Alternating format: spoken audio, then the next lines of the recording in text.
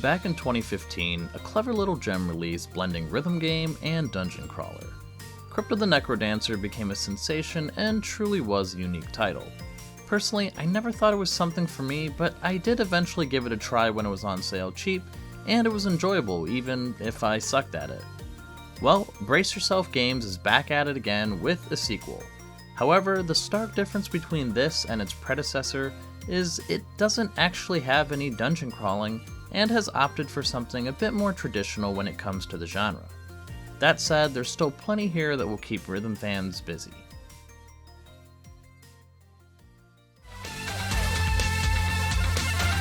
Gone are the tight corridors, destroyable walls, and tons of equipable loot.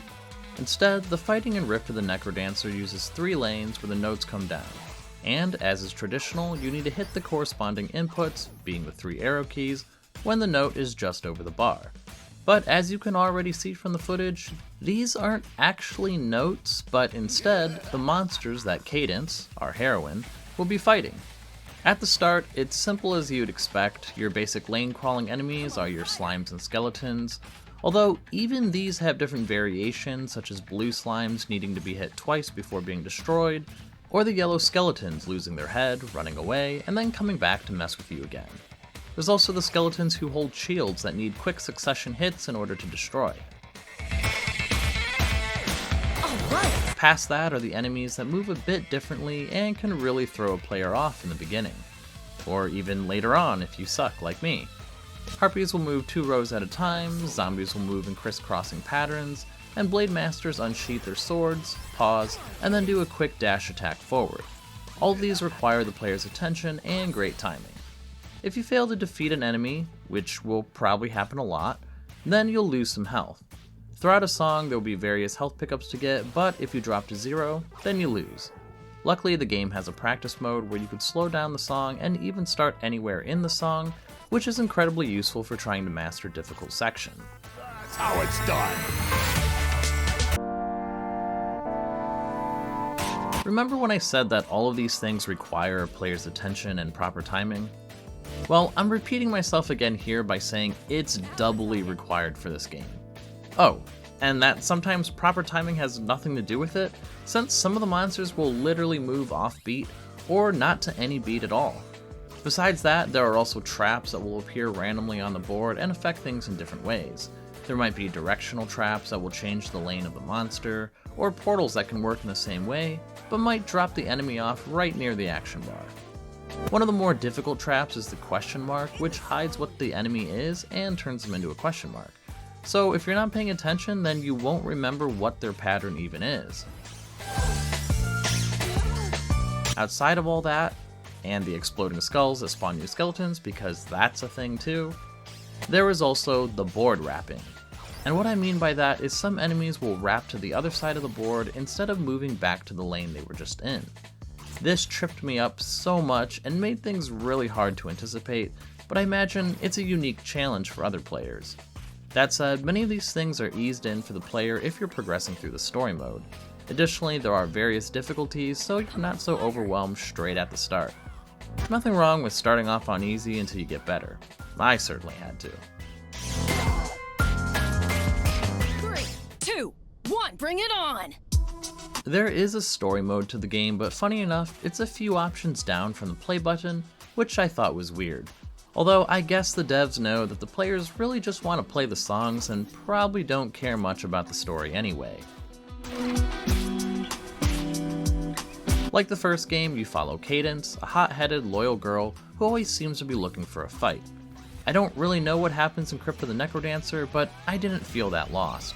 Probably because, again, the story doesn't matter that much. Anyway, Cadence and her friends, and not friends, get sucked through a rift, hey, the name of the game, into another world. Cadence thinks she's the only one pulled through the rift at first, but is eventually reunited with her friends, and fights people trying to hinder their progress along the way. I haven't finished the story mode myself yet, but it had a decent amount of charm, great art, some minigames that are actually quite frustrating, and some humor. Basically, it works and is a nice addition to the game.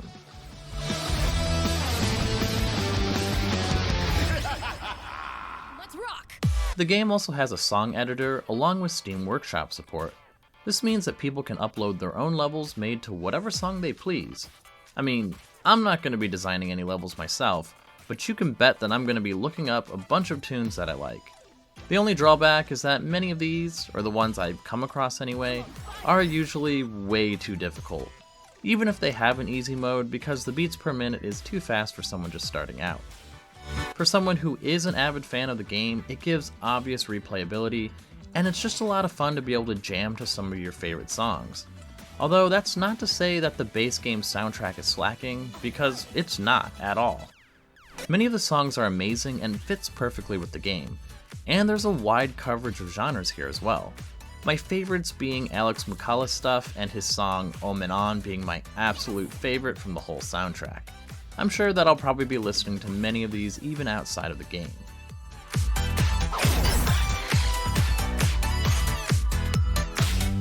And that brings us to my final thoughts, but first, if you're enjoying the video or found it helpful, then please consider giving this video a like and subscribing for more video game coverage in the future in the form of reviews and first impressions. And hey, if you happen to be watching this video in the first week of its release, then I'd be super appreciative if you could hit that hype button as well. Rift of the Necrodancer runs for $19.99 USD, and I put almost 8 hours into it. I didn't beat the story mode or complete all the songs that come with the base game, so not counting DLC songs or the countless custom songs you can download.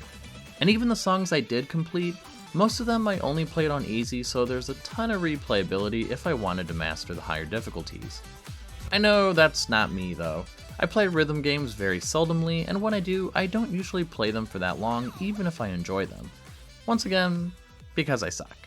To someone who does really enjoy the genre, then I think I can safely say there's enough content here to justify the full price of the game, even if you're some sort of rhythm game savant and can blast through it. If you're interested in it, but more like me, then you may want to wait for a sale. If you played the game, let me know your thoughts in the comments below. If you haven't, then let me know if it sounds like something you'd be interested in, or if you have any other questions. I hope this video helped you in some small way, and if it did, then please consider leaving a like, comment, subscribe, or whatever it is you feel like doing. Thanks for watching, and have a nice day.